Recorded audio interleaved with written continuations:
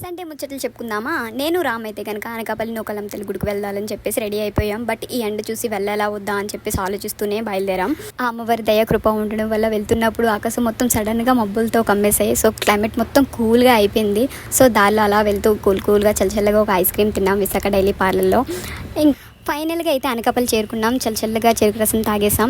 ఈలోపే మా రిలేటివ్స్ అందరూ కలిసి ఇక్కడ పూజ అయితే కంప్లీట్ చేసేసారు. మేము కూడా నెక్స్ట్ ఇయర్ ఇలానే మంచిగా అందరం మంచిగా ఉంటే మంచి పండుగ చేసుకుంటాం తల్లి అని, మీ ఆశీస్సులు ఎప్పుడు మాతో ఉండాలని చెప్పేసి దండం పెట్టుకున్నాం.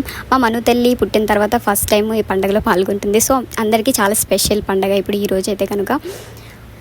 ఇంకా అందరూ అలా ఉంటూనే అందరికీ కడుపులో ఎలకలు అయితే పరిగెట్టేసేసారు. ఇంకెందుకు లేట్ అని చెప్పేసి చిల్లుగారి విత్ నాటుకోడితో మంచిగా తినేసి గుడికైతే వెళ్ళాం. నా సంస్థ జాగ్రత్త.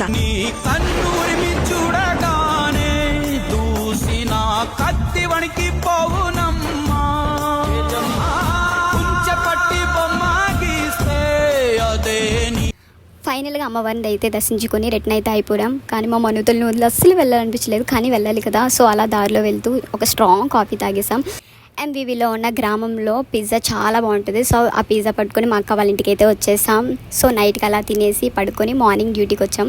ఇది మా సండే ముచ్చట్లు. నెక్స్ట్ సండే ఇంకా కబుర్లు అయితే చెప్పుకుందాం. అంతవరకు signing up today. By by, take care.